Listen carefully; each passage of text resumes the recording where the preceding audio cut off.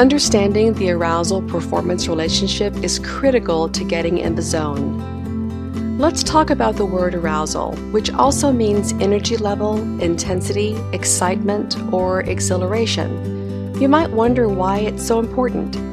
Well, arousal regulation is key when it comes to learning how to stay calm regardless of your level of intensity. For example, a professional fighter or football player has to be really intense or amped up physically, but their minds must be very calm so that they can think clearly and perform well. You need to find just the right amount of arousal to produce peak performance in your sport. Some athletes call it their sweet spot or game face. The arousal-performance relationship says two things. The first thing it says is that performance decreases when your arousal or intensity level is too low. You might notice that you're tired and dragging, or that you're taking competition too lightly and are bored or distracted. Notice your body language. Is it slow and tired? And notice your facial expressions. Do you look sleepy or bored? Now, the second thing it says is that performance also decreases when your arousal intensity level is too high. In other words, you're angry, anxious, or panicked. You might notice that you're too amped up or you're overly emotional. You might begin to make tactical errors. You have more muscle tension, which causes a decrease in flexibility and speed. And this means you can't move the way you do in practice. You have a rapid heart rate and shallow breathing, and decreased concentration, which could cause you to start making poor decisions, which ultimately lowers your confidence. Notice the downward spiral? This looks a lot like choking, doesn't it? For most sports and athletes, the ideal level of arousal for high performance is somewhere in the middle. That is where you experience just the right amount of intensity, focus, and most importantly, the zone. Now here's the tricky part.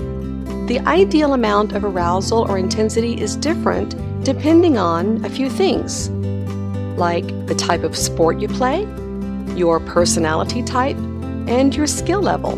For example, sports requiring strength and speed need higher levels of arousal, like sprinting, a linebacker in football, or a defenseman in hockey.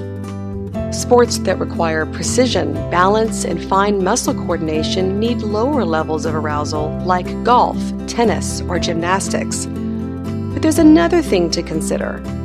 People who naturally tend to be hyperactive, aggressive, and intense may need to focus on lowering their arousal level, since it's easier for them to get over-aroused or too amped up.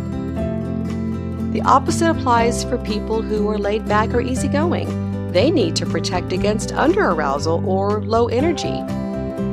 One last thing, the higher an athlete's skill level, the better they can adapt at being under or over-aroused. That's how athletes on TV sometimes get away with being out of their optimal zone, yet still do well. Try monitoring your own arousal states. Ask yourself these questions.